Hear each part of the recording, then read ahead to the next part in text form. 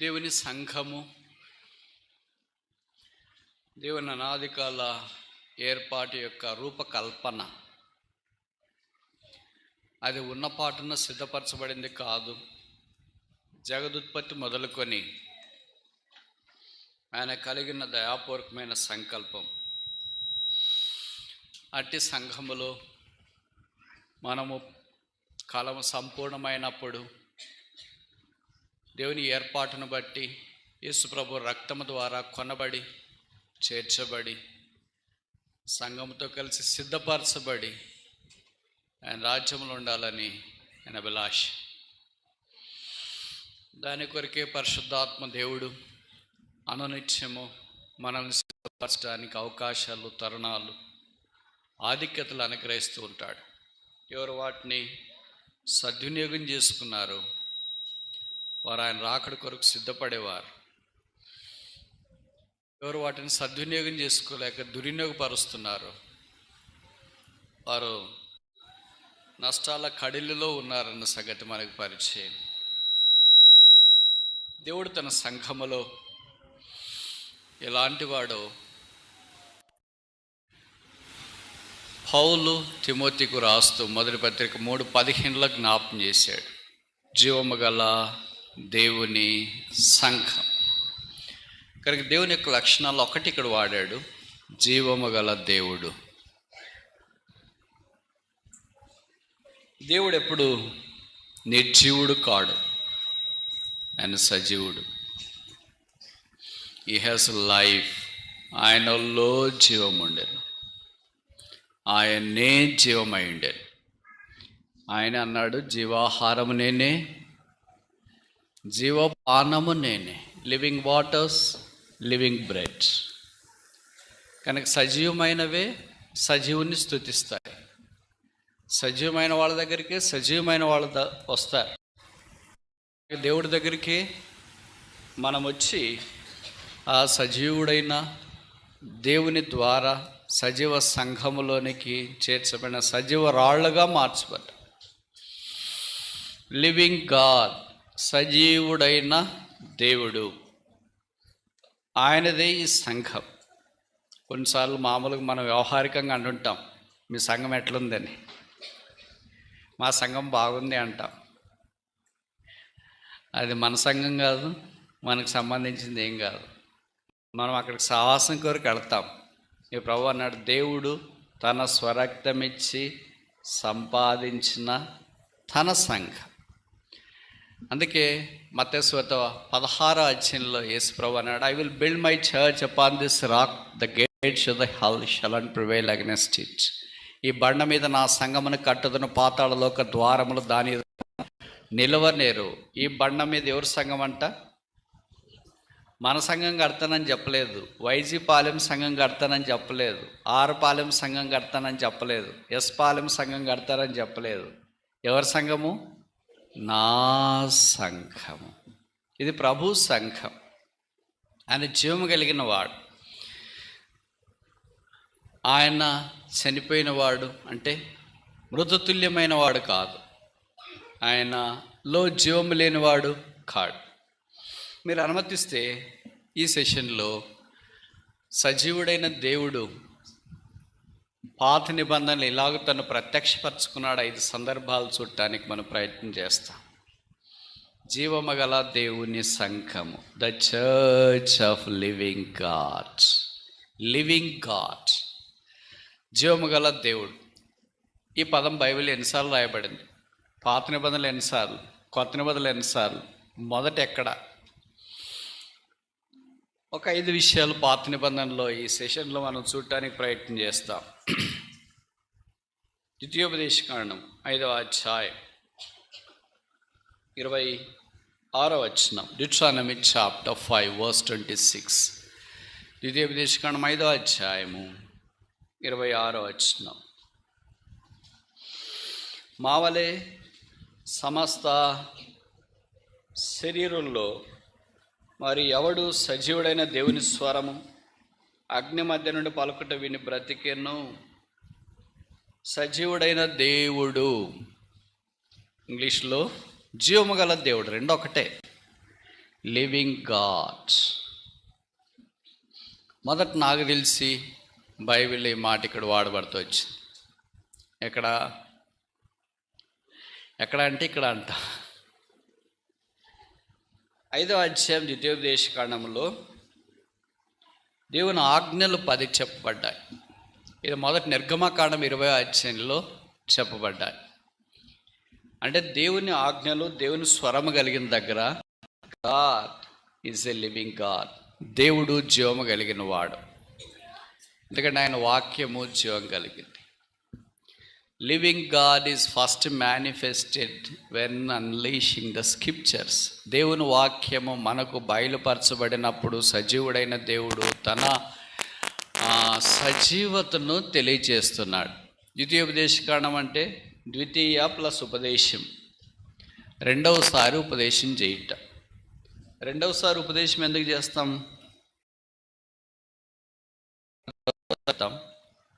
మొదటిసారి చెప్పింది వినలేదని తలస్తే రెండవసారి చెప్తాం. మొదటిసారి చెప్పింది వరకు పని చేయలేదని తలస్తే రెండవసారి చెప్తాం. చెప్పింది చాలా విలువైందన్నా కూడా రెండవసారి చెప్తాం. పిల్లలు పరీక్షలు రాయటానికి వెళ్ళేటప్పుడు తల్లిదండ్రులు చెప్తుంటారు కదా, జాగ్రత్త జాగ్రత్త జాగ్రత్త అంటే పిల్లలు ఎదురు తిరిగి నేనేం అజాగ్రత్తగా ఉన్నాను అని అనరు. సరేమా సరేమా సరేమా అంట. ప్రయాణం వెళ్ళేటప్పుడు టేక్ కేర్, జాగ్రత్తగా ఉండ. సరే సరే, ఏం జాగ్రత్తగా లేను అని అడగరు. అంటే ఇవన్నీ సాధారణంగా వాడే పదాలన్నీ మన భద్రతను గురించి వారికి పట్టింపగలిగి ఉందని మనకు తెలుసు. కానీ ప్రభు వారు కూడా మన విషయంలో భద్రత కలిగి ఉంది. ఇప్పుడు కొత్త తరం వచ్చింది. నిర్గమకాండంలో ఉన్న తరం కొంతమంది చనిపోయారు. ద్వితీయోపదేశకాండంకి వచ్చేటప్పుడు కొత్త తరం వచ్చింది. ఇప్పుడు మీలాగా అంత కొత్త తరం హైటెక్ స్మార్ట్ ఫోన్లు అంత హైఫైల్కి వచ్చేసినారు. జూమ్లు, యూట్యూబ్లు అన్నీ వచ్చినాయి. కనుక తిరిగి దేవుని గురించి మర్చిపోతారేమో. అప్పుడు పాతకాలంలో మన అన్నగాళ్ళు వాళ్ళకి సరిపోయినాడు కానీ మాకు ఎలాగ సరిపోతాడని అనుకుంటారేమో అన్న ఉద్దేశం ప్రజల్లో సాధారణంగా ఉంటుంది. తరం మారితే దేవుడు మారడు. ఇలా చాలామంది అలాగ అనుకుంటారేమో, మా తరం వేరే వాళ్ళ తరం వేరే. అది వాస్తవమే. మీ తరం వేరే వాళ్ళ తరం వేరే, వచ్చేవాడి తరం వేరే, తర్వాత తరాలు వేరే. బైబిల్లో రాయబడిన తరతరములు మా నివాస స్థలం నీవే. But God is one in all generations. అన్ని తరాల్లో దేవుడు. తరాలు మారినా యుగాలు మారినా ఆయన మారడు. యేసుక్రీస్తు నిన్న నేడు యుగాలు ఏకరీతిగా ఉన్న దేవుడు. అందుకని వారికి జ్ఞాపకం చేస్తున్నాడు, దేవుని యొక్క వాక్యము స్వరం వినబడుతున్నప్పుడు సజీవుడైనను గుర్తించుకోవాలి. ఇది ఈ వాక్యం పేరే జీవవాక్యం, లివింగ్ వర్డ్. ఈ వాక్యం జీవింపజేస్తుందంట. ఇది ఎలాగ జీవింపజేస్తుందో మనకు తెలియదు. 119వ కీర్తన 50వ వచనంలో అన్నాడు, నన్ను బ్రతికించినది వాక్యం. దీనికి చాలా శక్తి ఉంది. ఆ శక్తి మనకు అంత అర్థం కాదు. లెట్ దెర్ బి లైట్, వెలుగు కలుగును కాక వెంటనే వెలుగేది. మనం వెలుగు కలుగును కాకుండానే కరెంటు పోద్ది. ఎప్పుడైనా చూసినారా మనం చెప్పిన పదాలకి? అప్పుడు పక్కన వాళ్ళు అంటారు, అబ్బా నీ మాట. మనం బయట నుండి లోపలికి వచ్చిన వెంటనే కరెంట్ ఉంది. అబ్బా నీ లెగ్గు. మన మాటలు మన లెగ్గులు అన్నీ ఐరనే. అయితే ప్రభు మాట, ప్రభు కాదు, ప్రభు అంతా స్వరము ఆనందమైనది. 29వ కీర్తన అంతా దేవుని స్వరాన్ని గురించి చెప్పబడింది. భగత్ సింగ్ గారికి దేవుని స్వరం అంటే చాలా ఇష్టం. అందుకే 29వ కీర్తన గురించి చాలాసార్లు ఆయన వాక్యం బోధించినాడు. ఒక పుస్తకం కూడా ఉంది. అలాగే దేవుని యొక్క స్వరాన్ని గురించి ఆయన జ్ఞాపం చేస్తూ కెరూబుల మధ్యలో నుండి తన స్వరాన్ని వినిపింపజేసేవాడు. పాత నిబంధనలో మనిషికి మొదట ఒక ఆజ్ఞ ఇచ్చినాడు. ఒక ఆజ్ఞ సరిపోతులే అనుకున్నారు, కానీ ఒక ఆజ్ఞలో కూడా ఫెయిల్ అయినాడు. ఫెయిల్ అయ్యాడు. నేను సబ్జెక్టులోనైనా ఫెయిల్ అవుతాడు, ఒక సబ్జెక్టులో కూడా ఫెయిల్ అవుతాడు. ఒకే సబ్జెక్టు, ఒకే యూనిట్, ఒకే క్వశ్చన్, ఒకటే ఆన్సర్. పాస్ అవుతారా లేదా? చెప్పరేంటమ్మా? మీరు ఇప్పుడు చదువుకుంటున్నారు కదా, కొంతమంది 10th క్లాస్, ఇంటర్మీడియట్, బీటెక్ అలాగా. మీకు చెప్పారనుకో 4 ఏళ్లలో ఒకే పేపరు, ఒకే యూనిట్, ఒకే క్వశ్చన్. పాస్ అవుతారా లేదంటే అబ్బా రెక్కలు కట్టుకుని పోతారు. అబ్బా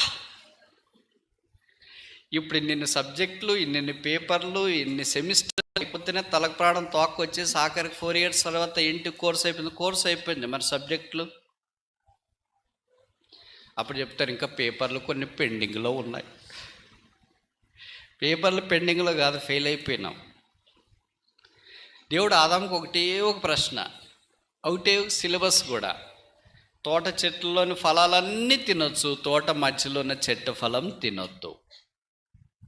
అది కష్టమండి, మనమేం కష్టం కాదు అనుకుంటాం. మరి ఆదాము అదే చేసాడు, ఏది చేయకూడదు అన్నాడు అదే చేసాడు. మనుషుని స్వభావం అది. మనం చాలాసార్లు అనుకుంటాం కదా, ఎడ్ చేసే వాళ్ళ చిన్న పొరపాటు ఏంటి, అంత పెద్ద జంతువులకి పేర్లు పెట్టినాడు. దేవుడితో నేరుగా మాట్లాడినాడు, దేవుని స్వరం నేరుగా విన్నాడు, దేవుడితో ప్రతి చల్లబుట్న సంచారం చేసినాడు. కానీ ఎలా చేసాడు, అంత చిన్న పొరపాటు చేసాడేంటి అని మనం అనుకుంటాం. మనుషుడు దీనికి ఎంత లోబడినవాడో దీన్ని బట్టి అర్థమవుతుంది. అయితే ప్రభుకు స్తోత్రాలు, ఆయన గొప్పవాడు, పాపం కంటే గొప్పవాడు. అలాగని మనం పాపం చేస్తూనే ఉండాలని కాదు దాని అర్థం. దాని అర్థం ఏంటంటే మన పాపముల కొరకై ప్రాయశ్చిత్తం యేసుక్రీస్తు ప్రభువే. ఈ కరోనా దినాల్లో మనకు చాలా పాఠాలు నేర్పినవి.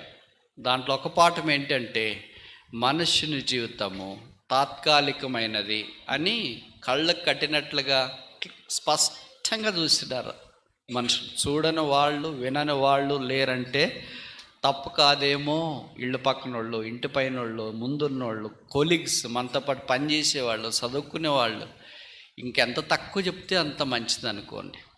మనుషుడు ఎంత తృణప్రాయుడో, గడ్డి వలె ఎంత తొందరగా ఎండిపోతాడో, పువ్వు వలె ఎంత తొందరగా వాడిపోతాడో, బెలూన్ వలె ఎంత తొందరగా పగిలిపోతాడో, నీళ్ళ వలె ఎంత తొందరగా పారవేయబడతాడో,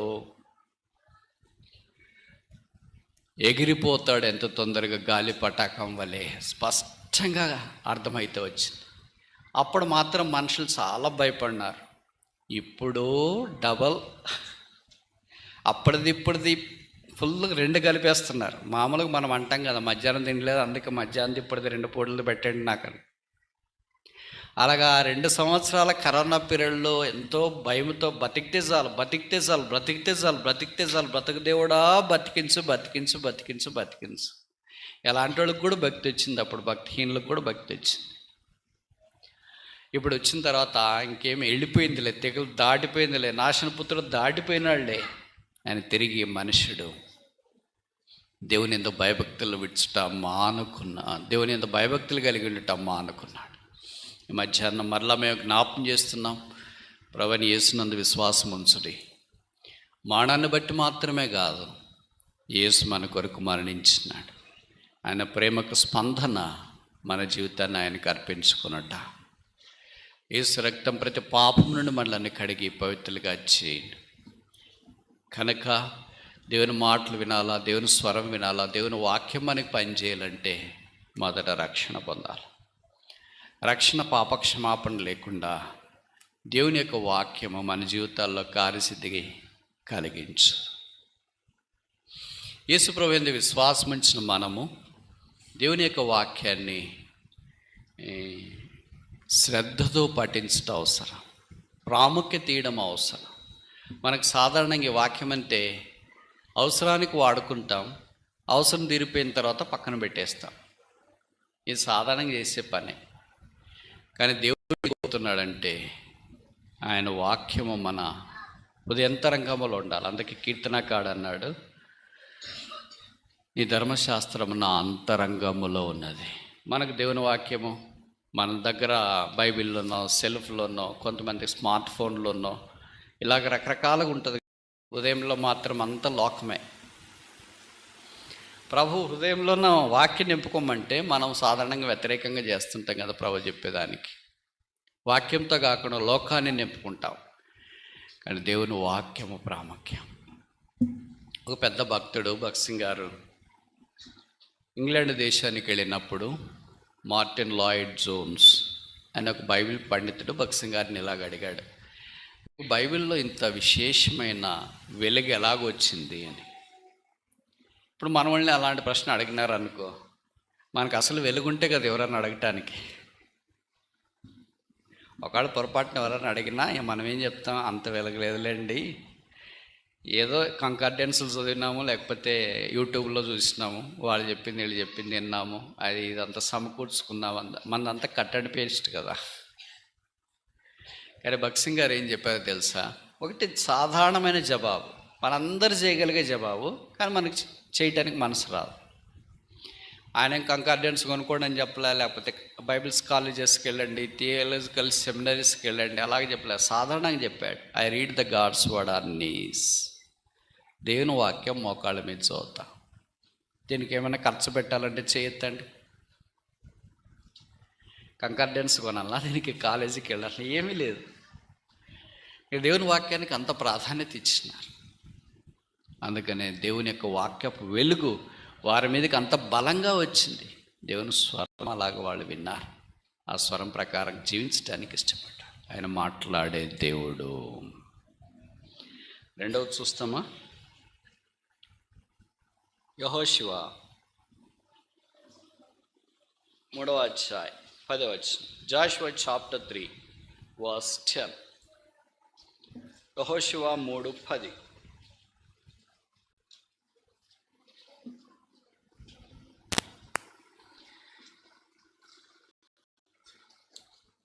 యెహోషువ 3వ అధ్యాయం 10వ వచనం.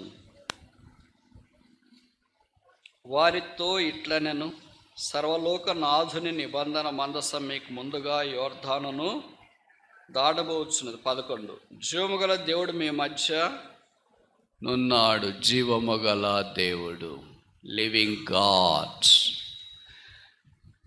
జీవము గల దేవుడు అనే మాటను గురించి పాత నిబంధనలో 5 సందర్భాల్లో ఎలాగ ప్రత్యక్షపరచుకున్నాడో మనం చూడటానికి ఆరంభించినాం. మొదటిది, జీవము గల దేవుడు తన స్వరాన్ని వినిపింప చేస్తాడు వాక్యం ద్వారా. Living God speaks through the scriptures. దేవుని వాక్యం ద్వారా ఎంతో మాట్లాడతాడు. రెండోది, ఇక్కడ మనం చూస్తున్నాం, living God leads us in our sojourning. మన యాత్రలో ఆ జీవము గల దేవుడు మనతో పాటు ప్రయాణం చేస్తాడు. యెహోషువ గ్రంథంలో 3వ అధ్యాయం మనకు పరిచయమైన సంగతులు ఏంటంటే, ఇశ్రాయేలీయులు ప్రయాణం చేస్తూ ముందుకు సాగుతున్నప్పుడు వారికి ఇబ్బందికరమైన పరిస్థితులు వచ్చినాయి. ఈ యెహోషువ గ్రంథంలో వాళ్ళు కనిపించే విషయం ఏంటంటే, యోర్దాను నది దాటకపోతే వెనక శత్రువులు తాకిడి ఉంది. దాటాలంటే దాడతామా లేదా అని అనుమానం ఉంది. మన అనుమానమే మనకు పెనుభూతం అవుతుంది. మన అవిశ్వాసమే మన విశ్వాసానికి గొడ్డలు పెట్టేసేటట్టుగా ఉంటుంది. అందుకే చాలాసార్లు మన యాత్రా జీవితంలో కూడా ఇలాంటివి వస్తుంటాయి. దాటుతామా, ఇది వీలవుద్దా, ఇక్కడికి వెళ్ళగలమా అని. నా జీవితంలో సమస్యలు లేవు అనేవాళ్ళు ఎవరైనా ఉన్నారో చేయొద్దండి. రక్షణ పొంది కొంతమంది ఏమనుకుంటారంటే, రక్షణ పొందితే సమస్యలు ఉండవు అనుకుంటారు. కొన్నిసార్లు మాలాంటి వాళ్ళకి ఎక్కువైతాయి. మీకు తక్కువ ఉంటాయేమో కానీ మాకు ఎక్కువ ఉంటాయి. కానీ మీరేమనుకుంటారంటే, నాకేమీ లేవు అనుకుంటారు. చెట్టుకు తగినంత గాలి అని తెలుగులో ఒక సామెత ఉంది. చెట్టు చిన్నదైతే చిన్న గాలి, చెట్టు పెద్దదైతే పెద్ద గాలి, మర్రి చెట్టుకి దానికి తగిన గాలి, మామిడి చెట్టుకి దానికి తగిన గాలి, కానిక చెట్టుకి దానికి తగిన గాలి, ఆముదపు చెట్టుకి దానికి తగిన గాలి, తుంగకు దానికి తగిన గాలి. అన్ని చెట్లకు గాలి ఉండనే ఉంటుంది.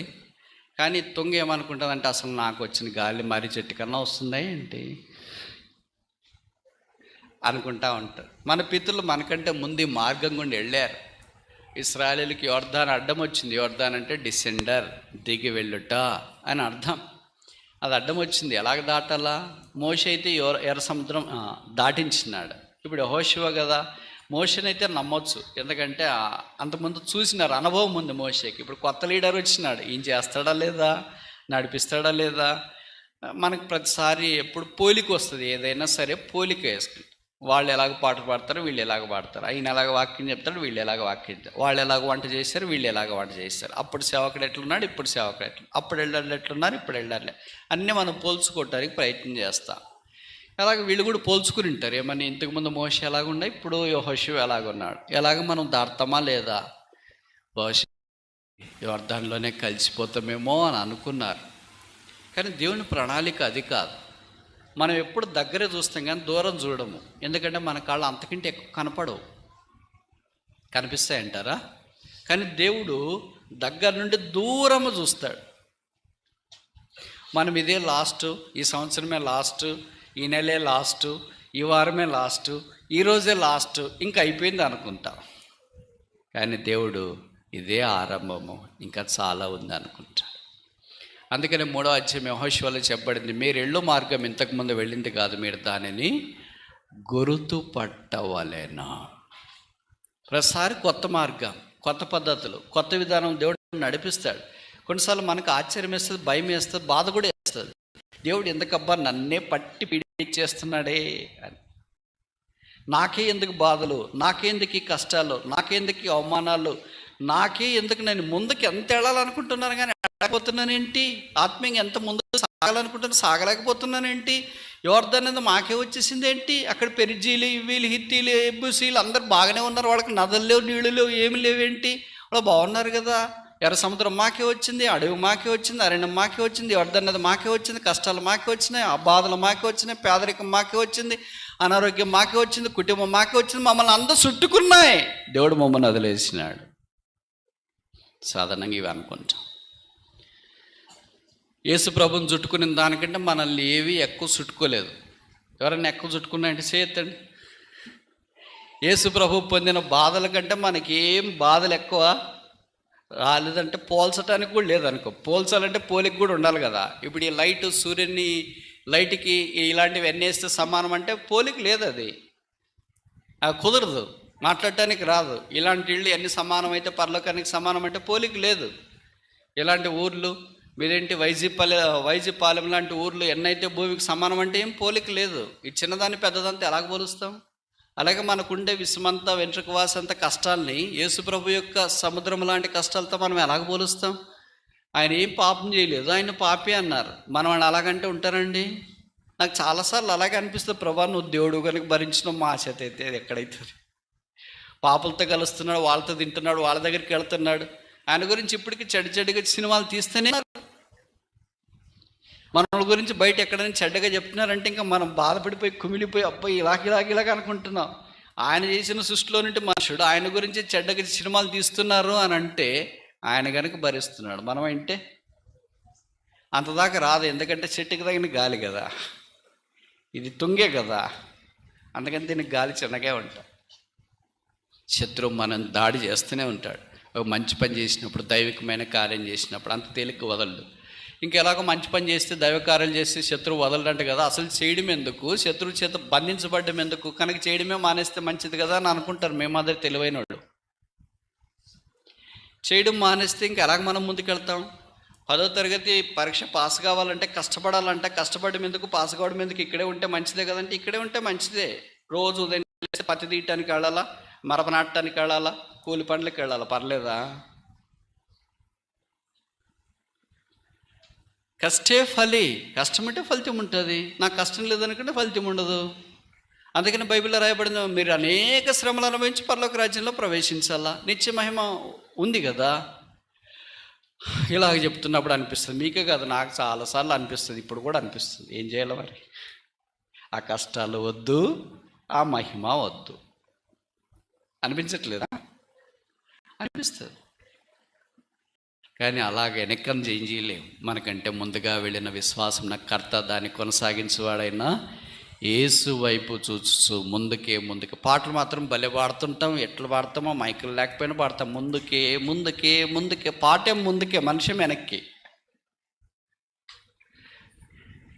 యాక్షన్ ఏమో ముందుకే యాక్షన్ సాంగ్స్. మనిషి జీవితం మాత్రం, హృదయం మాత్రం వెనకకు. ఇది నేను చెప్పింది కదా, బైబిల్లోనే రాశారు. ఇశ్రాయేలీలు వారి హృదయమందు ఐగుప్తునకు పోగోరిరి. మనుషులే ముందుకు వెళ్తున్నారు, హృదయం మాత్రం వెనక్కు. సాతానుడు ఎవరి మీద అయితే ఎక్కువ దాడి చేస్తున్నాడో వారి మీద దేవుని యొక్క ఉద్దేశాలు ఎక్కువ ఉంటాయని గుర్తుపట్టుకో. నేను ఒక చిన్న కథ చెప్తాను, మీకు అంత పరిచయమైంది. ఉదాహరణకు ఒక ఇద్దరు వ్యక్తులు, మీలాంటి వ్యక్తులే, ఇట్లా రోడ్లో వెళ్తున్నారు. ఒకరు ప్లాస్టిక్ బకెట్ పట్టుకొని ఉన్నారు, దాంట్లో చెత్త, బయట మన చెత్త అది పట్టుకున్నారు. ఇంకొక ఆయన కూడా ప్లాస్టిక్ బకెట్ పట్టుకొని ఉన్నాడు, దాంట్లో బంగారం ముద్దలు బిస్కెట్లు. మేము అట్లా చెప్పాలంటే లలిత జ్యువెలరీ వేసుకొని పోతున్నాడు అనుకో. దొంగలు ఎవరి దగ్గరికి వస్తారు? బొట్టు పట్టుకొని వెళ్ళే, బకెట్ పట్టుకొని వెళ్ళే, చెత్త బొట్టు పట్టుకొని వెళ్ళే వ్యక్తి దగ్గరికి వస్తారా? ఆ బకెట్లోనే నగలు పట్టుకుని వెళ్ళే వ్యక్తి దగ్గరికి వస్తారా? ఏమ్మా, ఎవరి దగ్గరికి వస్తారు? ఎవరి దగ్గరికి రారు కదా. వస్తాడా రారా? ఎవరి దగ్గరికి వస్తారు?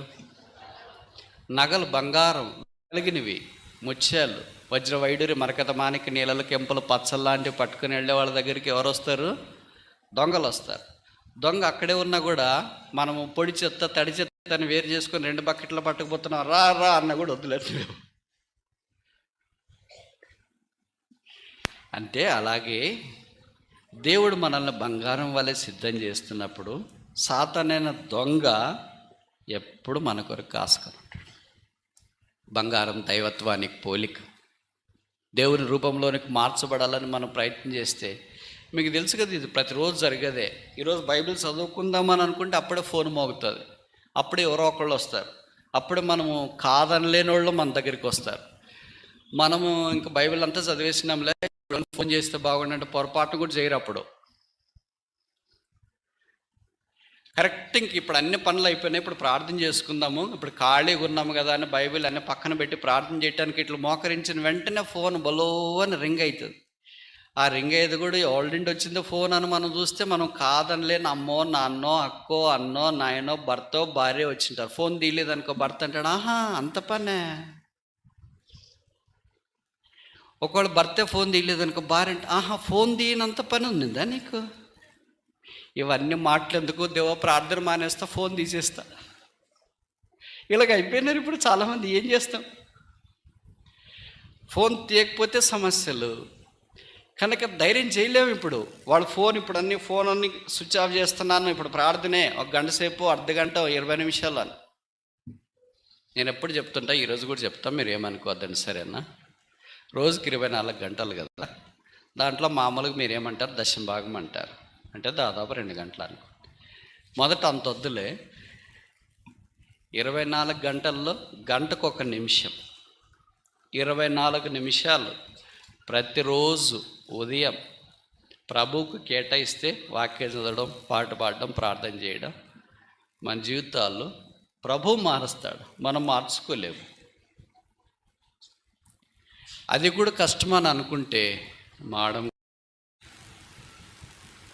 మీరు పొలానికి కూడా వెళ్ళాలి కానీ కష్టం అనుకుంటే ఇంటి దగ్గరికి వచ్చి కూలీరు కదమ్మా. మీరు పొలం విత్తాలనుకోవడం కూడా కష్టం అనుకుంటే పంటలు ఎలాగొస్తాయి? మీరు ఉద్యోగం చేయటానికి కాలేజీకి, స్కూల్కో ఏదైనా వెళ్ళాలి, ఆఫీస్కి వెళ్ళాలనుకోవడమే కష్టం అంటే జీతాలు ఎలాగొస్తాయి? మన పని మనం చేయాలిగా.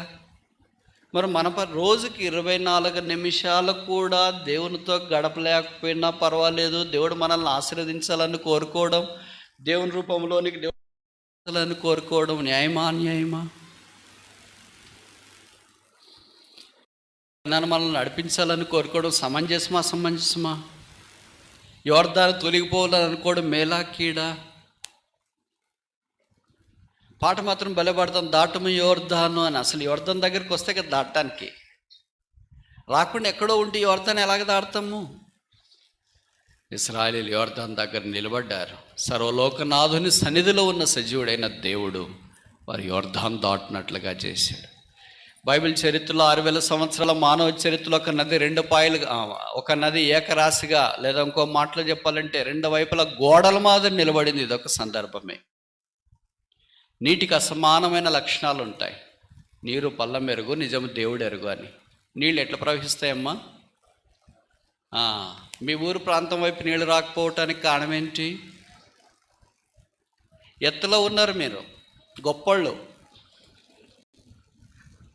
అందుకనే నీళ్ళు ఎక్కువ. కృష్ణా రాదు, గోదావరి రాదు, పెన్నా రాదు, ఏది రాదు, ఎందుకంటే ఎత్తులో ఉన్నారు అని అర్థం. అదే పల్ల ప్రాంతాల్లో ఉన్నారనుకో, నీళ్లు వద్దన్నా కూడా ప్రవహిస్తాయి. అందుకనే నీరు పల్ల మెరుగు, నిజము దేవుడెరుగు అనే ఒక సామెత వచ్చింది. ఇప్పుడు విషయం ఏంటంటే,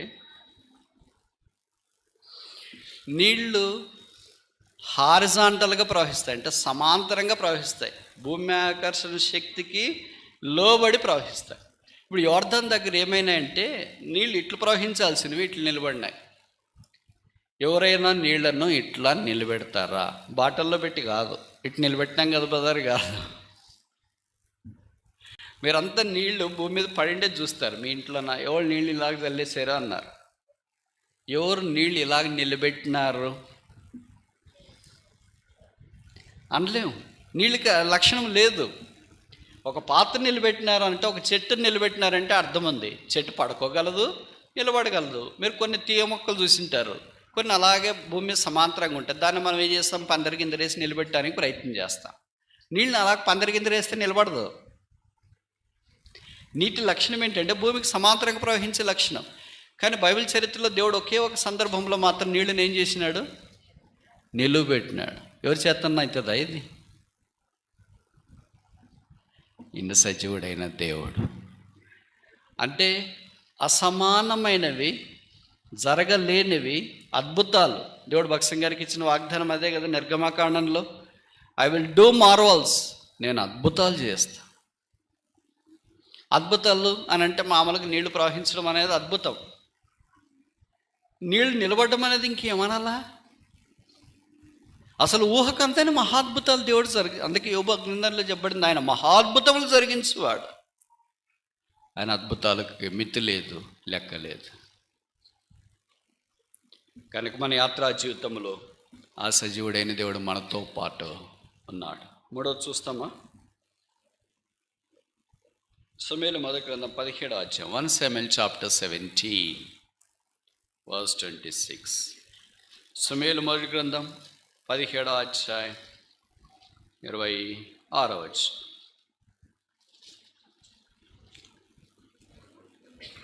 సమూయేలు మొదటి గ్రంథం 17వ అధ్యాయం 26వ వచనం. దావీదు జీవముగల దేవుని సైన్యములను తిరస్కరించుటకి సున్నతి లేని ఫిలిష్తీయుడు ఎంతటి వాడు? What is this uncircumcised Philistine to reproach the armies of the living God? జీవముగల దేవుడు, జీవముగల దేవుడు. ఈ మాటను గురించి మనం ఆలోచించడానికి ఆరంభించినాం.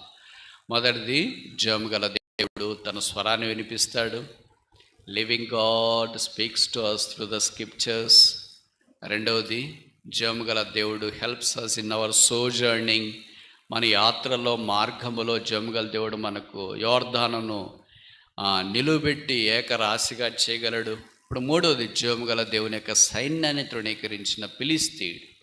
మనకు తెలిసి గొలియాతును గురించి పెద్ద కథ. ఈయన మనిషి కాదు, ఏమంటారు ఈయన్ని?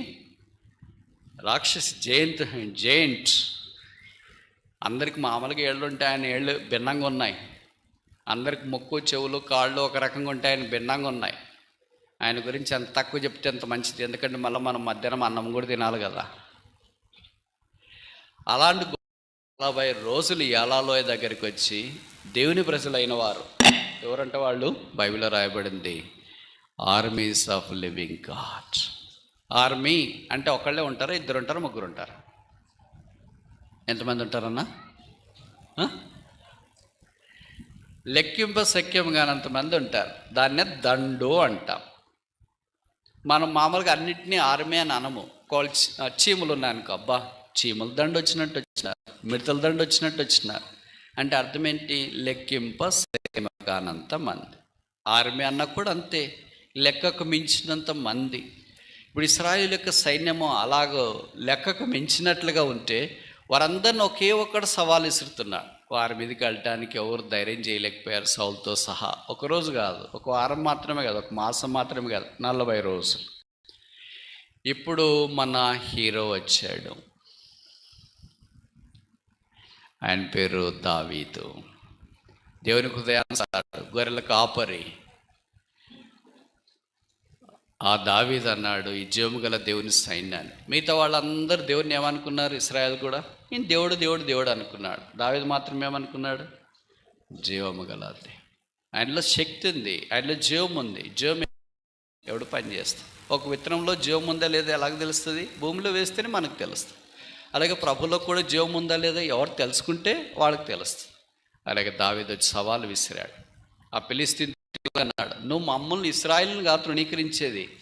ఇశ్రాయేలీలు ఏ దేవుని నమ్ముకున్నారో ఆ దేవుడు జీవము గలవాడు, మేము ఆయన సైన్యము. ఆ తర్వాత మనకు తెలుసు కదా, దావీదు వెళ్ళాడు, వడిసెలు తీసుకున్నాడు, దాంట్లో ఒకే ఒక గులకరాళ్ళు పెట్టుకున్నాడు. 5 గులకరాళ్ళు తీసుకుంటే ఒకటే దాంట్లో ఉంచుకున్నాడు. ఆ ఫిలిష్తీయుని యొక్క నుదట కొట్టినాడు. సాధారణంగా మనము ఏదైనా చిన్న పని చేయాలంటే వీలైనంత దాకా గురి తప్పుతుంది. 90% మీరు ఇంట్లో ఆలోచించండి. అందుకే పిల్లలు సరదాగా ఆడుకుంటారు కదా, ఏదో ఒకటి తీసుకొని కరెక్ట్ వేస్తాను అని అన్నాడు అనుకో, వాళ్ళ తమ్ముడికి చెప్తారు, కరెక్ట్ నీకు కాలుకు తగిలేటట్టు వేస్తాను అని అన్నాడు అనుకో, కరెక్ట్ అది వాని కాలు మిస్ అవుతుంది. దగ్గరున్నా కూడా అంతెందుకు, జోబులోనే రూపాయి నాణ్యం ఒకటి, 2 రూపాయల నాణ్యం ఒకటి ఉంది అనుకోండి. మనకు రూపాయి నాణ్యం కావాలా, తీయటానికి ప్రయత్నం చేస్తే ఏమొస్తుంది? మీకేంటి తెలుసు అంత ఖచ్చితంగా? 2 తాళపు చెవులు ఉన్నాయండి, ఇంటిదొకటి బయటదొకటి. మనకి ఇంటి దగ్గరికి వచ్చినా ఇంటి తాళపు చెవే కావాలా, తీయటానికి ప్రయత్నం చేస్తే ఏమొస్తుంది? ఏదొస్తుందమ్మా? బయటదే వస్తుంది. ఎలాగ తెలుసు అంత కరెక్ట్గా మీకు? అంటే మన చెయ్యి అట్టు పోతుంది, తప్పువైపోతుంది. మనసు తప్పువైపోతే దొరికేది కూడా మనకు తప్పదే దొరుకుతుంది, కానీ కూడా దొరుకుతుంది. ఇట్స్ ఆల్ రాంగ్ ఆప్షనే. మీరు గమనించినా లేదు, ప్రతి దాంట్లో ఇది జరుగుతూనే ఉంటుంది. ఇంత దగ్గరలో రెండిట్లోనూ ఒకటే తప్పుపోతుంటే గులిత్వాన్ని కరెక్ట్ నుదుటి మీద కొట్టాలంటే ఎంత షూటింగ్ ఉండాలా? నేను అనుకుంటా దావీదు దినాల్లో ఉంటే ఖచ్చితంగా ఆర్మీ ఆఫీసర్గా తీసుకుని ఉంటే ఆయన టాప్ పొజిషన్లో చీఫ్గా ఉంచిండవచ్చు. ఈ దినాల్లో గన్లు ఉంటేనే కరెక్ట్గా పేల్చలేకపోతున్నారు. ఆయన వడిసెలతో శత్రువును ఓడించినాడు. కనుక దేవుడు మన జీవితంలో వచ్చే యుద్ధాల్లో He gives success in our battles. సజీవుడైన దేవుడు మన యొక్క యుద్ధ భూమిలో మనకు విజయం దయచేస్తాడు. ఆరంభంలో మనం ఓడిపోతున్నట్టే కనిపించింది. 40 రోజులు వాళ్ళు ఓడిపోయినట్టే కనిపించినారు. చూసే వాళ్ళందరికీ ఏమనిపించింది? అయిపోయింది వీళ్ళ కథ అనుకున్నారు. Psalm 84 verse 2.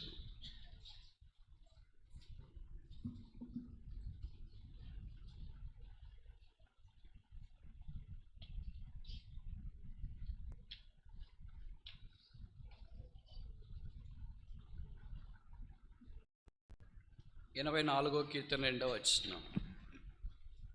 యెహోవా మందిర ఆవరణంలను చూడవలనని నా ప్రాణం ఎంతో ఆశపడుతుంది, అది సొమ్ముచిల్లుచున్నది. జీవముగల దేవుని దర్శించడానికి నా హృదయమును నా శరీరమును ఆనందముతో కేకలు వేయించు. జీవముగల దేవుడు. అమ్మా, నేను చెప్పే మాటలు మీకు అర్థమవుతున్నాయా? కొద్దిసేపు నిద్రపోకుండా ఉండండి, ముగించడానికి ప్రయత్నం చేస్తాం. లేదు మేము నిద్ర తట్టుకోలేకపోతున్నామంటే మంచిది, నిద్రపోండి, భోజనం చేసేటప్పుడు లేపుతాం. జీవము గల దేవుడు ఈ మాట కీర్తనలో 2 సార్లు రాశారు. మొదటిసారి 42వ వచనంలో, రెండవసారి 84 2వ వచనంలో మనం చూస్తాం. జీవము గల దేవుడికి ఇక్కడ ప్రత్యక్షమాడు. ఎక్కడ? దేవుని మందిరంలో. God is always living God in the sanctuary. తన మందిరములో, తన మందిర ఆవరణములో, తన నివాస స్థలములో, తన గుడారములో, తన కోరుకున్న స్థలములో, తన నివసించే స్థలములో, తన పాదపీఠమైన దేవుని మందిరంలో ఆయన జీవము గల దేవుడిగా ఉన్నాడు. Is not dead God, is living God. Is not a dumb God, is living God. ఆయన గుడ్డివాడు కాదు, ఆయన చెవిటివాడు కాదు, ఆయన కాళ్ళు లేనివాడు కాదు, ఆయన చేతులు లేనివాడు కాదు, ఆయన మాట్లాడలేని మృతుడు కాదు. ఆయన తన మందిరంలో సజీవుడైన దేవుడు. కనుక ఈ కీర్తనకాడు 84వ కీర్తనలు ఏం కోరుతున్నాడంటే, నేను దేవుని మందిరానికి వెళ్ళాలా, మందిరం చూడాలని ఆవడంలో ఆశ కలిగింది. ఎందుకబ్బా నీకు అంత ఆశ? నీకేమైనా మైకులు ఇచ్చి పాటలు పాడమని చెప్తున్నారా, మైకులు ఇచ్చి పాటలు చేయమని చెప్తున్నారా, లేకపోతే వాళ్ళ దగ్గర ప్రార్థన చేయమని చెప్తున్నారా, కానుకలు కానుకలు లెక్కించమని చెప్తున్నారు, చెక్ బుక్లో సంతకం చేయమని చెప్తున్నారు. ఎందుకు అంత ఆశపడుతున్నావు అంటే అవన్నీ నాకు అవసరం లేదు, నాకు కావాల్సింది ఒక్కటే, నేను దేవుణ్ణి దర్శించుకోవాలని వెళుతున్నాను. జీవము గల దేవుని. మనం దేవుని మందిరానికి వచ్చేటప్పుడు పొరపాటునైనా విషయమంతైనా మనకి ఆలోచన ఉంటుందా? ఉండదా? చెప్పరేంటి? మేము మౌనం, నాకు కూడా అర్థమవుతుంది. రండి, మీ మౌనం తెలియజేసే అర్థాలు. ఇంక భోజనానికి టైం అవుతుంది, వదిలేయండి బ్రదర్ అని. లేకపోతే అలాగ మీరు వదిలేస్తారు కదా అని. మీరు చెప్పినా చెప్పకపోయినా 2 దాకా వదిలే. ఎందుకంటే మీకు బాగా ఆకలి కావాలి కదా. కనుక దేవుని మందిరానికి రావడంలో మొదటి ప్రాముఖ్యమైన ఉద్దేశం ఏంటంటే, ఎవరు వాక్యం చెప్తున్నారు, ఎవరు పాటలు పాడుతున్నారు, ఎవరు లీడ్ చేస్తున్నారు, ఇది కాదు. మనకి దీని మీదే మనసు ఉంటుంది. ఎవరు ఏ బట్టలు కట్టుకొని వచ్చినారు, ఎవరు ఎలాగ చేసినారు, వాళ్ళ మీద నేరారోపణ చేయడం లేకపోతే విమర్శలు చేయడం, ఇదే ఉంటుంది. కానీ జీవం గల దేవుని దర్శించుకుందాం అనేది పొరపాటున కళ కూడా రాదు. కానీ కీర్తనకాడికి ఏమొచ్చిందంటే, దేవుని మందిలో ఎవరు ఉన్నారు, ఎవరు వచ్చినారు, ఎంతమంది వచ్చినారు, ఏం వడ్డించినారు, ఏం తిన్నారు, అలాంటి ఆలోచనలు లేవు. ఆయన ఆలోచన అంతా నేను దేవుని చూడాలా, దేవుని దర్శించుకోవాలా, దేవుని తను తీరా ఆరాధించాలా. ఆ దైవికమైన లక్షణం.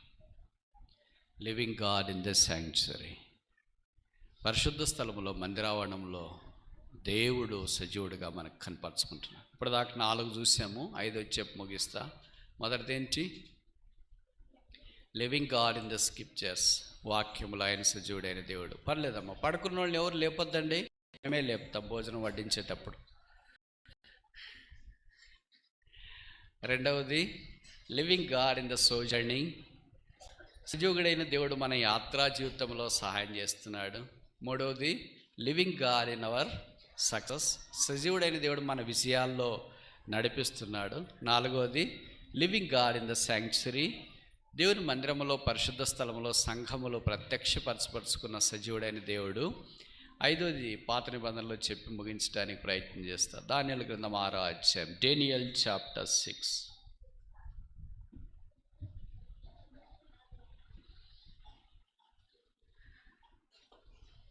దానియేలు 6వ అధ్యాయం 20వ వచనం. Daniel chapter 6 verse 20. అతడు గుహ దగ్గరికి రాగానే దుఃఖ స్వరంతో దానియేలును పిలిచి, జీవము గల దేవుని సేవకుడు అయిన దానియేలు, నిత్యము నీవు సేవిస్తున్న దేవుడు నిన్ను రక్షించిన. దానియేలు 6:20. Daniel chapter 6 verse 20. దానియేలు చెప్పిన మాట కాదు ఇది, రాజు దర్యావేషు రాజు చెప్పిన మాట. దానియేలు పని ఏంటి? దానియేలు ఉద్యోగం ఏంటి? ఆయన ప్రధానమంత్రి అని అంటారు, ప్రైమ్ మినిస్టర్ అంటారు. 120 మంది హెల్మ్ ఆఫ్ అఫైర్స్లో ఉంటే ఆ 120 మందిలో 3 మళ్ళీ పైన ఉన్నారు. ఆ 3లో ఈయన ఉన్నాడు. ఈయన పైన దర్యావేష్. అంటే ఆ రాజ్యంలో 2వ స్థానం దానియేలుదే. దర్యావేష్ రాజు తర్వాత నెక్స్ట్ ఉండే ప్రధానమంత్రి. కనుక ఆ స్థానంలో ఉన్నాడు. ఆ రాజ్యంలో మనకు తెలుసు కదా, ఆయన అంటే పడనోళ్ళు కొంతమంది వచ్చినారు. ఎక్కడైనా మనం ఉంటే పడినోళ్ళు ఉంటారు. కొంతమంది చెప్తారు క్రైస్తవుడు అయిన తర్వాత అందరూ మనకు పడాలని. అలాగేం లేదు, కొంతమంది మనకు పడనోళ్ళు కూడా ఉంటారు. దానియేలు మీద అలాంటి వాళ్ళు వచ్చినారు. పితరులు చెప్పినారు, అంటే కాని మాటలు చెప్పినారు. ఆ రాజుతో ఒక ఆజ్ఞ తయారు చేయించినారు. దాని తర్వాత ఎవరైతే రాజాజ్ఞకు భిన్నంగా ఉంటారో వాళ్ళు సింహం గుహలో పనిష్మెంట్ కూడా, శిక్ష కూడా వాళ్ళే తీర్మానం చేసినారు. చూడండి, సాధారణంగా ఒక మనిషిని దోషిగా తీర్చొచ్చు, కానీ శిక్ష అయినా రాజు చేయాలి. కానీ రాజుకి ఏమి అవకాశం లేకుండా అన్ని వీళ్ళే చేసేసి రాజుతో సంతకం చేసేసి, ఈ రాజు ఎంత అమాయకుడు అంటే వాళ్ళు చెప్పిందంతా సరే అని సంతకం పెట్టేశాడు. కొన్నిసార్లు అలాగే ఉంటుంది, అది వాళ్ళ మీద చుట్టుకుంటుందని తెలియట్లేదు. కానీ దేవుడు వీటన్నిటికంటే, God rules hour mistakes and over rules hour mistakes. దేవుడు మన పొరపాట్లను దాటి వాటిని అధిగమించి సహాయం చేశాడు. ఇప్పుడు దానియేలుకు తెలియకుండా మళ్ళీ ప్రార్థన చేయాలి. బైబిల్లో రాయబడిన 6వ అధ్యాయం దానియేలులో, ఇట్టి శాసనం సంతకం చేయబడిన దానియేలు తెలిసిన తర్వాత, విచిత్రం ఏంటంటే ఈ ఫైల్ని దానియేలు దగ్గరికి రాకుండా స్కిప్ చేయించినారు. మీకు తెలుసు కదా, అధికారులు సాధారణంగా ప్రాపర్ ఛానల్ వెళ్ళాలి. ఫైలు క్లర్క్తో నుండి కలెక్టర్ దగ్గరికి వెళ్ళాలని అంటే అన్ని తిప్పేసి నేరుగా కలెక్టర్ దగ్గరికి వెళ్తే కలెక్టర్ సంతకం చేయడు. ప్రాపర్ ఛానల్ రావాలా, క్లర్క్ దగ్గరికి వెళ్ళాలి, హెడ్ క్లర్క్ వెళ్ళాలి, సూపరింటెండెంట్ వెళ్ళాలా, ఆఫీస్ అక్కడ ఎవరో ఇన్ఛార్జ్ వెళ్ళాలి, ఫైనాన్స్ అందరి దగ్గరికి వెళ్ళి చివరి కలెక్టర్ దగ్గరికి వెళ్తే కలెక్టర్ గారు సైన్ చేస్తారు. అలాంటిది వీళ్ళు ఎంత నమ్మకస్తులు అని చెప్పాలా, అపనమ్మకస్తులు అని చెప్పాలా, క్లర్క్ని వీళ్ళందరినీ వదిలేసి నేరుగా రాజు దగ్గర సంతకం చేయించినారు. ఖచ్చితంగా ఫైల్ దానియేలు ద్వారా పోవాల్సిందే, కానీ దానియేలు స్కిప్ చేసిన. చాలాసార్లు అలాగే చేస్తారు. మనల్ని కూడా ఆఫీస్లో ఉంటే మనం చేయమని మనం స్కిప్ చేసి వాళ్ళే చేసేస్తుంటారు. చేసుకుని మంచిదే, తర్వాత వాళ్ళకే తెలుస్తుంది ఏం జరిగిందనేది మనకు తెలుసు కదా. ఇక్కడ రాజు అలాగో ఆజ్ఞ జారీ చేసిన తర్వాత దానియేలు ఇట్టి శాసనం సంతకం చేయబడినదని తెలిసి ఇంటికి వెళ్ళి ముమ్మారు యెరూషలేం వైపు కిటికీలు తెరిచి మోకాళ్ళుని, ఈ మాట చదవండి, దానియేలు 6 బైబిల్ ఉన్న వాళ్ళు తీయండి, దానియేలు 6 10వ వచనం, డేనియల్ చాప్టర్ 6 వర్స్ 10. ఇట్టి శాసనము సంతకం చేయబడిన దానియేలు తెలుసుకొనను, అతడు తన ఇంటికి వెళ్ళి యథాప్రకారముగా అనుదినము ముమ్మారు పండుకొని. ఇప్పుడు నేను అడుగుతా ఒక ప్రశ్న చెప్పండి, ఇక్కడ ఎవరైనా ప్రధానమంత్రులు ఉన్నారా? ఒక ప్రధానమంత్రి రోజుకి 3 సార్లు మోకరించి ప్రార్థన చేస్తున్నాడంటే మనం చేసుకునే చిన్న చితక ఉద్యోగాలకి మోకాళ్ళు ఉన్నాడు. అయ్యో చాతగా పడిపోయా. నేను వృద్ధుల గురించి మాట్లాడలేదు, కుర్రోళ్ళని గురించి మాట్లాడుతున్నా. జీన్స్ ట్రౌజర్లు వేసుకునే వాళ్ళని గురించి, ఊరంతా ఊడ్చుకుని వచ్చే డ్రెస్సులు వేసుకునే వాళ్ళని గురించి నేను మాట్లాడతాను. బలహీన పెద్ద వయసు వాళ్ళని గురించి మాట్లాడలేదు. పెద్ద వయసు బలహీనలు ఉన్న వాళ్ళని మోకరించగలుగుతున్నారు. ఈ కొత్త తరం వచ్చింది కదా, ఈ కొత్త తరం కుర్జీల్లో నుండి దిగట్లే. ఫ్యామిలీ ప్రేయర్, కుటుంబ ప్రార్థన అన్నా కూడా ఇంట్లో అమ్మ నాన్నగారు చాప మీద కూర్చొని ప్రార్థన చేసుకుంటే వాళ్ళ కొడుకులు ఏం చేస్తారంటే కుర్జీలోనో సోఫాలోనో కూర్చొని, నా మమ్మీ పాడు, డాడీ చదువు, మనడం ఫోన్ చూస్తూ ఉంటాడు, దాని మీద సోఫాలో కూర్చొని కాళ్ళు అటు పెట్టుకొని ఇటు పెట్టుకొని. మీ అమ్మ నాయన నిన్నేమనుకుంటుంటే పర్వాలేదు అని అనుకోవద్దమ్మా, సమస్తము చూచు దేవుడు ఉన్నాడు. సోఫాలు ఇప్పుడు కూర్చొని కుటుంబ ప్రార్థనకి రాకుండా పర్వాలేదులే డాడీ మీరు చేయండి, డాడీ మీరు చేయండి, మా మీరు చేయండి అని అనుకుంటా ఉండి నువ్వు మోకరించకుండా ఉంటే దేవుడు చేసేది దేవుడు చేస్తాడు. నువ్వు చేసేదే ఇంత ఉంటే ఇలాంటి తుకారాములు భూమి మీద ఎంతమంది ఉన్నారు తెలుసా? 8 బిలియన్ పీపుల్ ఉంటారు. వీళ్ళందరినీ దేవుడు పరిపాలన చేస్తున్నాడంటే దేవుడు ఇంకెంత గొప్పవాడు. దేవుడికి మనం మస్క కొట్టాలా? దేవుడు ఏం చేస్తాడు అనుకోవాలా? నాకు చాలా ఆశ్చర్యం వేస్తుంది వీళ్ళు భక్తుల జీవితాలు చూసినప్పుడు. అందుకే ఆయన ప్రధానమంత్రి అయ్యాడనుకో. ఊరికే చిన్న మనం ఏమనుకుంటాం, దానిలో అక్కడికి వెళ్ళేసాడు ప్రధానమంత్రి అయిపోయాడని కాదు. There is a rigorous labour in their Christian life. ఈరోజు ప్రార్థన చేయలేదు, ఒకే రోజు ప్రధానమంత్రి అయిపోతే మోకాళ్ళకి రాదు. పిల్లప్పుడు మొదటి అధ్యాయంలో నుండి అలాగే ఉంటాడు ఆయన. అందుకని ఈరోజు మోకరించగలుగుతున్నాడు. ఇప్పుడు నువ్వు మోకరించగలుగుతా, తర్వాత మోకరిస్తాను అనుకోవడము అపోహ. వయసులో ఇప్పుడు వయసు 50 దాటిన తర్వాత కష్టం కావచ్చు, ఎందుకంటే కొన్నిసార్లు 50 దాటిన వాళ్ళకి మోకరిస్తే నిద్ర వచ్చే ప్రమాదం కూడా ఉంది. మేము వయసులో ఉన్నప్పుడు ఆల్ నైట్ ప్రేయర్ అంటే రాత్రి ప్రార్థనకి వెళ్ళిన తర్వాత 9 గంటలకు మోకరిస్తే తిరిగి ఉదయం ప్రార్థన అయిపోదాకా అలాగే మోకాలు చేంజింగ్. వయసు అలాంటి దానికి వాడాలి కానీ దానికి వాడడం చాలా విషాదకరమైన సంగతి. నాకు ఇప్పటికి ఇది సవాలే. ఒక ప్రధానమంత్రి ఎలాగో 3 సార్లు రోజుకి మోకరించగలుగుతున్నాడు. ఇంకా మనం వెనక్కి వెళితే దావీదు మోకరించినాడు, రాజు. పౌలు మోకరించినాడు, గొప్ప అపోస్తులుడు. ఆ అపోస్తుల కార్యాలు మనం చూస్తాం. ఇవన్నీ నేను వయసు పైబడిన వాళ్ళ గురించి మాట్లాడట్లేదు, యవనస్తుల గురించి, శరీరం సహకరించే వారి గురించి నేను మాట్లాడుతున్నాను.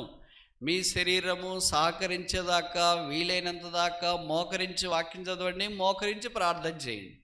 శరీరం సహకరించిన వయసు వస్తే అది వేరే విషయం. ఇప్పుడే మీరు అన్నారనుకో, ఇప్పుడే నా శరీరం సహకరించలేదు అని అంటే దానికి ఏం చేయలేరు, నువ్వే బాధ్యుడు. దీర్ఘకాలం బతకాలనుకుంటే శరీరం నీ ఆధీనంలో ఉండాలి. నా శరీరం నా ఆధీనంలో లేదని అనుకుంటే తర్వాత నీదే బాధ్యత. ఎందుకంటే దేవుడు శరీరం లేకుండా పని చేయడు. శరీరం ద్వారానే పనిచేస్తాడు. అర్థమవుతుంది నేను చెప్పే మాటలు మీకు? కనుక శరీరాన్ని జాగ్రత్తగా కాపాడుకోవాలి. అంటే అన్నిటికీ కత్తి పెట్టుకోవాలి. మనమేమో ఇష్టమైన ఆహారం కనిపించిన వెంటనే అద్దు లేకుండా పోతుంది. ఇవన్నీ చిన్న వయసులో దానియేలు మొదటి అధ్యాయులు ఎంత కత్తి పెట్టుకున్నాడు. ఊరికే ప్రధానమంత్రికి అలా ఉన్నట్టుండి ఆయన తీసుకొని వచ్చి అదేంటి రాజవస్త్రాలు ధరిగించి ఉంగరం పెట్టించి సింహాసనం మీద కూర్చొని అబ్బబ్బాలే అయిపోయినామని చెప్పలేదు. ఈ లేబర్, ఈ కష్టము, ఈ బాధ, ఈ వేదన ఇప్పటిది కాదు, ఎంతో ప్రయాసపడితే కానీ దేవుడి స్థానానికి తీసుకెళ్ళి. ఇప్పుడు నేను ముగించక మనకు ఒక విషయం చెప్పాలనుకుంటున్నాను. దానియేలు ప్రార్థన అంశాలు ఏముంటాయి? మనకు ప్రార్థన అంశాలు చాలా ఉన్నాయి. చదువుకునే వాళ్ళైతే చదువు అయిపోవాలని, బాగా పాస్ కావాలని, ఉద్యోగం రాని వాళ్ళు ఉద్యోగం కావాలని, పెళ్లి కావాల్సిన వాళ్ళు పెళ్లి కావాలని, సెటిల్ కావాల్సిన వాళ్ళు ట్రాన్స్ఫర్, తర్వాత తల్లిదండ్రులు అయితే వాళ్ళ పిల్లలు బాగుండాలని, సేవకులు అయితే సంఘము, ఇలాగ రకరకాలుగా మనకు ప్రార్థన అంశాలు బోలెడు ఉంటాయి. ఎంత తక్కువ చెప్తే అంత మంచిది. పుట్టాడు ప్రార్థన అంశాలు ఉంటాయి. ఆయనకేం ప్రార్థన అంశం ఉంటుంది చెప్పండి? ఒక ప్రధానమంత్రి ఒకడే ఉన్నాడు. ఇంకా క్రూరమైన కార్యం చెప్పనా మీకు? మీలో కొంతమందికి తెలిసింటుంది. దానియేలును బబులోనులోనికి తోడుకొని వచ్చిన తర్వాత బబులోనీయులు ఎంత క్రూరత్వం కలిగిన వాళ్ళంటే దానియేలుని నపుంసకునిగా మార్చేసినారు. పెళ్ళి లేకుండా అలాగే ఉండిపోయాడు. ఇంకేమీ అసలు ఒక పురుషుడు ఇంక జీవించాలని మనసు అనిపించదేమో బహుశా, కానీ ప్రభు కొరకు జీవించినాడు. ఇంకేం ప్రార్థన అంశాలు చెప్పండి? అమ్మగారి కొరకు, నాన్నగారి కొరకు, ఇంకెవరున్నారు ప్రార్థన చేయటానికి? No emotions, no feelings, no prayer request. ఒక్కదాని కొరకే దేవుని ప్రజలు అక్కడ బంధకాల్లో ఉన్నారు. వారు బబులోనులో నుండి విడిపించబడాలని ఆయన ప్రార్థన చేసినాడు. యెరూషలేము వైపు ఎత్తినాడంటే కిటికీలు ఏమని అర్థము? యెరూషలేము పాడుబడిపోయింది, నిర్మానుష్యం అయిపోయింది, ఇసుక దిబ్బ అయిపోయింది, ఇసుక పెంట అయిపోయింది. అది పాడు దెబ్బగా, నిందకు ఆస్పదంగా మారింది. అక్కడికి ఇక్కడి నుండి ప్రజలు వెళ్ళాలా అని ప్రార్థన చేసినాడు. One man prayer has made the Babylonian Kingdom upside down. ఒక్క మనుషుడు ప్రార్థన బబులోను రాజ్యాన్ని అతలాకుతలం చేసింది. రాజుకు నిద్ర పట్టలేదు. ఇప్పుడు నేను ఒక చిన్న ప్రశ్న అడగొచ్చా? బైబిల్లో రాజులకు నిద్ర పట్టిన సందర్భాలు ఎన్నున్నాయి అమ్మా? నేను ఈ మాట అంటే మీకు ఆశ్చర్యం కలగచ్చు. నిద్ర పట్టుకుపోవడం ఏంటి బ్రదర్? మాకు పడుకోకముందు కూడా నిద్ర, మందిరంలోనే నిద్ర వస్తుంది, వాళ్ళకి నిద్ర రాకపోవడం ఏంటి? మందిరంలో నిద్ర వస్తుంది. కొంతమంది నాకు కూడా అక్కడ చెప్తుంటారు, బ్రదర్ రోజు నిద్రపోయేటప్పుడు మేము మా వాక్యం యూట్యూబ్లో వినే పడుకుంటాం బ్రదర్ అని. నేను చాలా సంతోషంతో అనుకుంటా, అబ్బా భలే వింటున్నారు. ఇంకా వాళ్ళు ముందుకు ఒక అడిగేసి ఏం చెప్తారు తెలుసా? మీ వాక్యం వినకుండా నిద్రే బోం బ్రదర్ అని. అరే మీకు ఎంత టైం ఉంటుంది, అలాగే నిద్ర వస్తుంది అంటే అప్పుడు వాళ్ళు చెప్తారు, మీ వాక్యం వింటుంటేనే ఎప్పుడో నిద్రపోయి ఉంటాం, మరలా ఉదయం లేచిన తర్వాత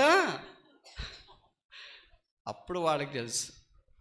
నేను చాలా సంతోషపడుతుంటా. కనీసం నేను చెప్పే వాక్యము వారికి నిద్ర కన్నా ఉపయోగపడుతుంది, నిద్ర మాత్రలు వాడకుండా నిద్ర వచ్చడానికి కన్నా అని.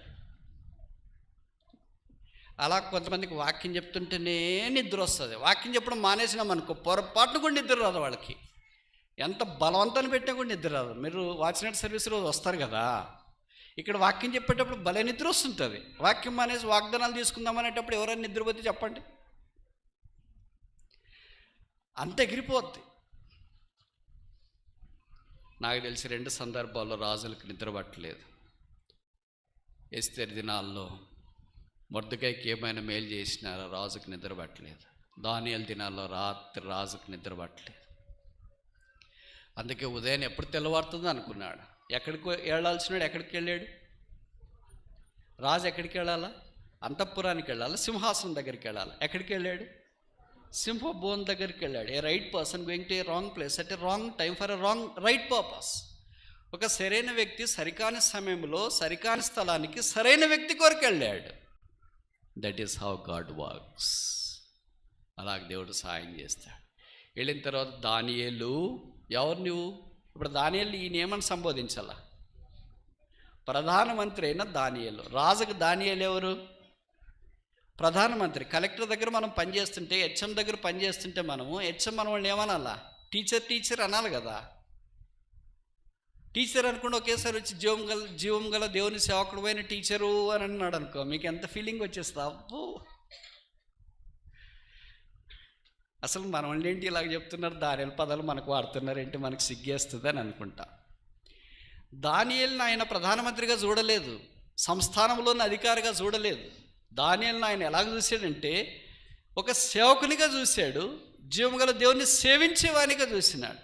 He was not a prime minister in the sight of king, but he was a servant of God, of the most high and the living God.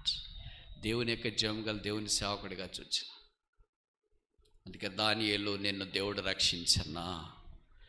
మనమైతే ఇంకేం స్వరం వస్తుందిలే ఆ సింహ బోర్డులో నుండి అనుకుంటాం, కానీ బైబిల్ ఏం రాశారంటే, దానియేలు రాజు చిరంజీవి అగనగాక. రాజా, నీ దృష్టికి నేను నేరం చేసిన వాడని కాను కదా. షాకింగ్ తెలుసా? క్రైస్తవ జీవితం డిఫరెంట్ లెవెల్. సింహబోన్లు వేస్తే స్వరము, మనిషిని స్వరం బయటికి ఇంకా వినిపించిందా? రాజుకి షాకింగ్ అయిపోయింది. ఇప్పుడు రాజుకి విపరీతమైన ధైర్యం వచ్చింది, బలం వచ్చింది. ఆ తర్వాత జరిగిన సంగతులు నాకంటే మీకు బాగా పరిచయం. లివింగ్ గాడ్ ఇన్ సప్లికేషన్, ప్రార్థనలో సజీవుడైన దేవుడు. లివింగ్ గాడ్ ఇన్ సర్వీస్, సేవలో సజీవుడైన దేవుడు. లివింగ్ గాడ్ ఇన్ సాక్రిఫైస్, త్యాగం చేసుకోవట్లో సజీవుడైన దేవుడు. ఇప్పుడు మన సంగతి ఏంటి? మనల్ని ఎవరైనా అలాగ అంటారా?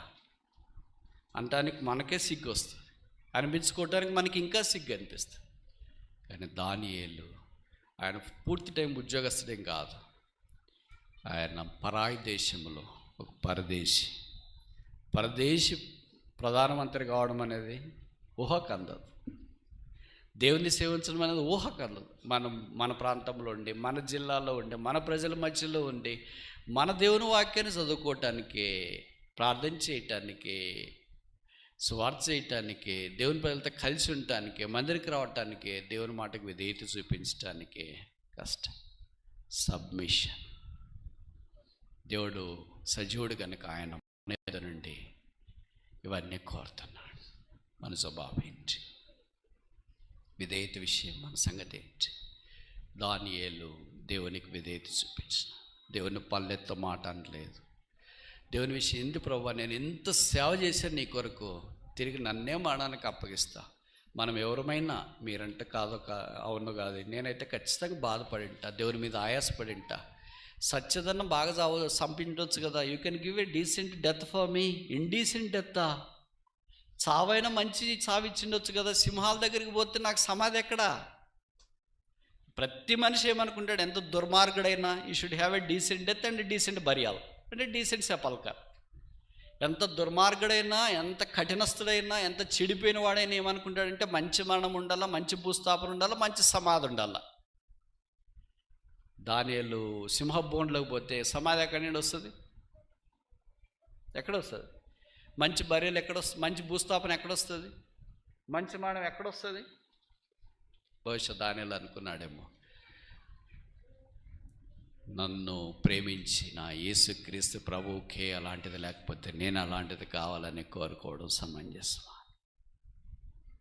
దేవుని పూర్తిగా ఆయన విధేయత చూపించి తగ్గించుకోవటానికి ఇష్టపడ్డాడు. దేవుడు ఆయన్ని హెచ్చించు.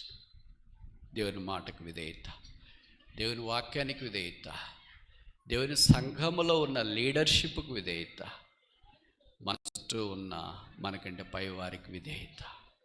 మాటలు చాలా ప్రాముఖ్యం. అనేకసార్లు అవే మనకు లోపించింది. ఇప్పుడు అందరికీ నోరు ఉంది, అందరూ మాట్లాడేస్తారు. కొత్తగా రక్షణ పొందిన వాళ్ళు మాట్లాడేస్తున్నారు, పాతలో మాట్లాడేస్తున్నారు. ఒక్కరు కూడా సరే అని చెప్పేవారు అరుదుగా సంఘాల్లో కనిపిస్తున్నారు. చిన్న విషయాల్లో కూడా సరే అనడం మనిషికి రావట్లేదు. నేను ఒక్క విషయం భగత్ సింగ్ గారిని గురించి చెప్పి ముగిస్తాను. భగత్ సింగ్ గారు 1960 ప్రాంతంలో హెబ్రోన్లో కాన్వకేషన్ సేవ జరిగిస్తున్న దినాలు అవి. బహుశా నవంబర్లో. ఆయన కాన్వకేషన్ జరిగేటప్పుడు అప్పుడు ఇంకా తక్కువ మంది అనుకుంటా. కాన్వకేషన్ సమయంలో ఎవరికైనా అనారోగ్యం వస్తే మెడికల్ డెస్క్ డాక్టర్లు ఉంటే వాళ్ళు చిన్న చిన్న మాత్రలు లాంటివి పెట్టుకొని అక్కడ ఉండేవాళ్ళు.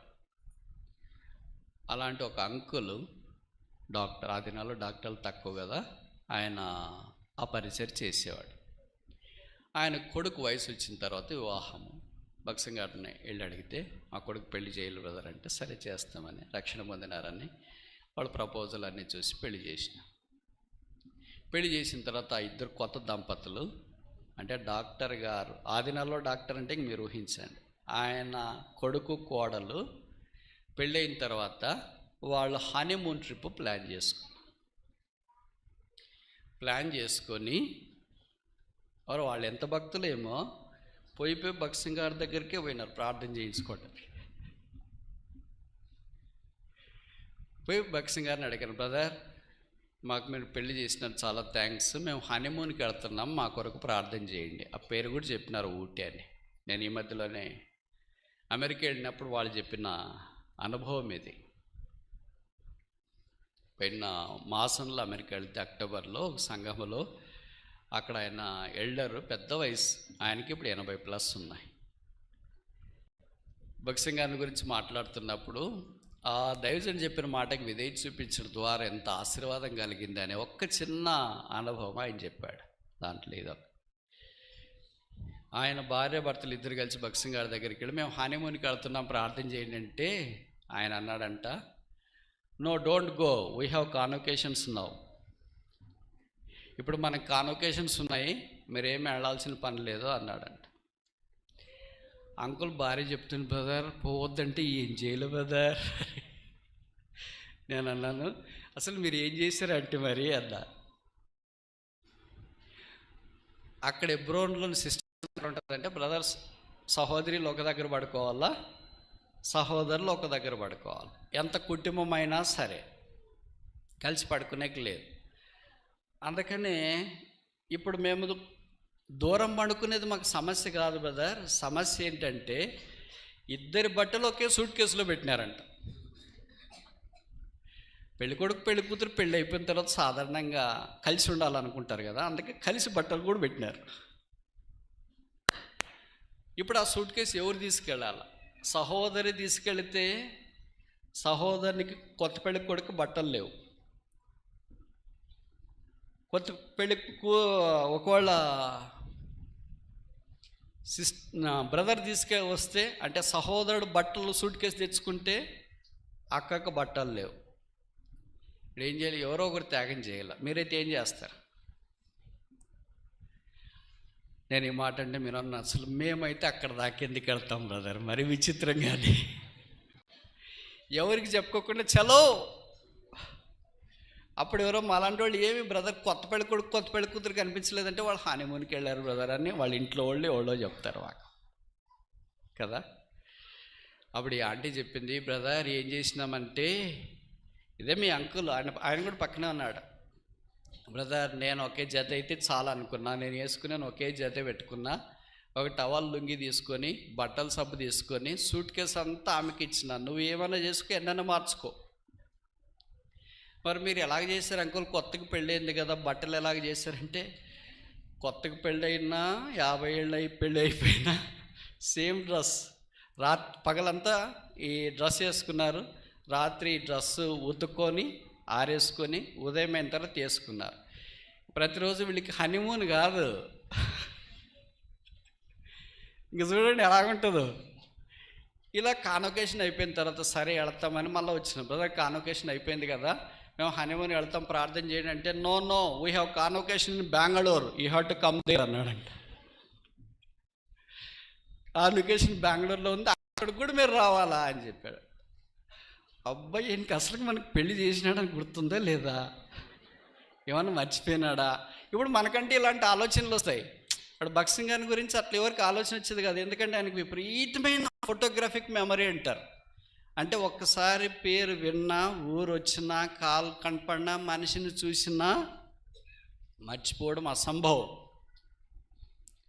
మేము మర్చిపోతాం కానీ ప్రతి పూటకి ఆయన మర్చిపోయాడు కాదు. ఒక్క మనిషి కనిపిస్తేనే అయిపోయేది. ఎవడు తెలుగు, ఆయనకి మామూలుగా మనం తెలుగు రాదు అనుకుంటాం కదా. ఎవరో సామాన్యమైన సిస్టర్స్ వెళ్ళి కూడా ప్రైజ్ లార్డ్ అంటే, praise lord sister, how are you, బాగున్నాం బ్రదర్. అది ఇంక వీళ్ళు ఆయనకి తెలుగు వచ్చు అనుకొని చెప్పేస్తూ ఉంటారు కదా, మామూలు మన గోదావరి యాసలో, లేకపోతే ఇదేంటి గుంటూరు ఒంగోలు యాసలో. బట్ దేవుడు ఆయనకి ఎంత కృపించినాడంటే వీళ్ళు చెప్పేవన్నీ ఆయనకు అర్థమవుతాయి. What ever you say you will understand, but you will reply in English. అంటే తెలుగులో జవాబు ఇవ్వకుండా ఇంగ్లీష్లో జవాబు ఇచ్చేవాడు. అప్పుడు వీళ్ళకి చెప్పారంటే, మీరు బెంగళూరుకి వచ్చేయాల, అక్కడ కాన్వకేషన్ ఉందని. వీళ్ళకి వెళ్ళాలని మనసు లేదు, కానీ భగత్ సింగ్ గారి మాట దాటలేరు. నేను అడిగా, ఏం చేశారా అంటే, ఏం చేస్తాం బ్రదర్, భగత్ సింగ్ గారి మాట కాదని ధైర్యం ఎవడుకుందా దినాల్లో, గుండెల్లో ఎవరికి ధైర్యం లేదు. సరే మనకి ఇది మంచిదే అనుకున్నాము, లోపలేమో ఇంతకాలం ఇక్కడ ఇబ్బంది ఉన్నాము కదా, మాకు హనీమూన్ పోవాలనే దానికంటే ఈ బట్టలు ఇవన్నీ కష్టంగా ఉంది బ్రదర్. అందుకని ఇంకా ఒక్కొక్కరికి ఒక్కో రకంగా వసతులు ఉండవు కదా.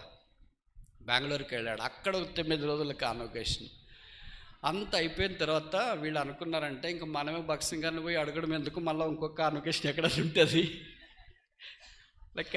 గిలింగ్బంగ్ అని అంటాడేమో, అడగడం ఎందుకు, మానేస్తాము, కావాలంటే ఇట్లే హైదరాబాద్కి వెళ్ళిపోదామని అనుకున్నారంట. కానీ భగత్ సింగ్ గారికి ఎంత గుర్తుందో తెలుసా, కాన్వకేషన్ అయిపోయిన వెంటనే call that newly wedded couple అన్నాడు, కొత్తగా పెళ్ళైన దంపతులను పిలవండి అని. వాళ్ళు షాక్ అయిపోయినారు. ఇంక ఈయన పిలుస్తున్నాడంటే కాన్వకేషన్లో మమ్మల్ని కూడా చెప్తాడు. బ్రదర్ ఏం చేయలేదు బ్రదర్, మా మామగారు అంటే భగత్ సింగ్ గారికి డాక్టర్గా హెల్ప్ చేసిన ఆయన అన్నాడంటే, you just obey what ever brother Bhagat Singh says, Bhagat Singh గారు ఏం చెప్తే అదేనండి అని ఆయన చెప్తున్నాడు. బయటికి పోవటానికి లేదు, ఎందుకంటే ఆయన రానియడు కదా, మేము భగత్ సింగ్ గారిని కాదని వెళ్తే. ఇక్కడ లోపల ఉండాలంటే మాకు ఇబ్బందిగా ఉంది, వాట్ టు డూ బ్రదర్ అని. మరి ఏం చేసినారు ఆంటీ అని చెప్పిన. వాళ్ళకేమో సరదాగా ఉంది, నాకే సరదాగా ఉంది, కానీ వినడం ఎంత కష్టం. ఇప్పుడు వాళ్ళిద్దరు వెళ్ళారంట భయంతో. భగత్ సింగ్ గారు ఏం చెప్తారా అని ఎదురు చూస్తున్నారంట. నెక్స్ట్ కాన్వకేషన్కి వేరే దగ్గరుండే కాన్వకేషన్కి రమ్మంటారా, ఇంటికి వెళ్ళమంటాడా, లేదా హనీమూన్ వెళ్ళటానికి ప్రార్థన చేస్తారా అని. భగత్ సింగ్ గారు వీళ్ళని ఏం అడగడు కదా, మీరు ఏమనుకుంటారో అట్లేం అడగడు ఆయనకి ప్రభువు ఏం మాట్లాడితే అదే చెప్పేస్తాడు. ఇప్పుడు మేమైతే చాయిస్ అడుగుతాం, మీరు ఏమనుకుంటున్నారు, వెళ్తారా ఉంటారా, మీ ఇష్టము, వెళ్ళాలనుకుంటే వెళ్ళండి, ఉండాలనుకుంటే ఉండండి అంటాం మేము. అట్లా అన్నా కూడా దాటిపోయే వాళ్ళు చాలామంది ఉన్నారు అనుకో, అది వేరే విషయం. ఇప్పుడు భగత్ సింగ్ గారు అన్నారంట, షల్ వి ప్రే, ప్రార్థన చేస్తామని. మీకు తెలుసు కదా, భగత్ సింగ్ గారు 24 గంటలు మాట్లాడే దాంట్లో ఆయన నోట్లో నుండి ఎక్కువ వచ్చే మాట ఇదే, షల్ వి ప్రే. కనీసం రోజుకి 24 సార్లు ఈ పదం వాడతాడంట, 24 times మినిమం. మనం చేయకపోయినా వాడతామా, చేయట్లేదు, వాడట్లేదు అనుకో, అది వేరే విషయం. అప్పుడు వీళ్ళు ప్రార్థనల మీద దృష్టి లేదు, ఆయన ఏం చెప్తాడని దాని మీద దృష్టి పెట్టినానంట. అప్పుడు ఆయన ప్రార్థన చేశాడంట, ప్రభువా వాళ్ళ హనీమూన్కి వెళ్తుండగా సహాయం చేయండి, వారి దాంపత్య జీవితాన్ని ఆశీర్వదించండి. వాళ్ళు మీ సేవలో సహకరించినారు, కాన్వకేషన్ హైదరాబాద్ బెంగళూరులో.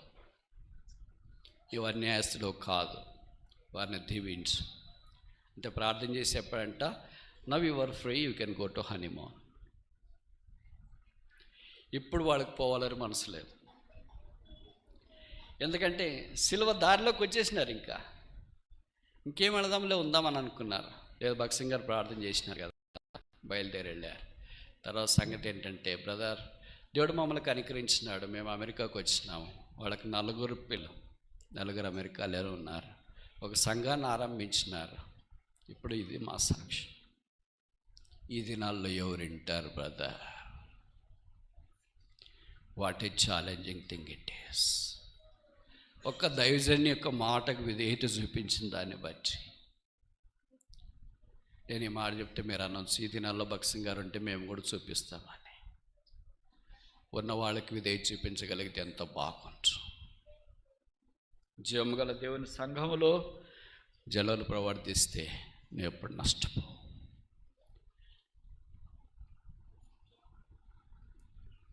నీకెప్పుడు కీడు కలగదు, నీకేమీ కొదవ కాదు.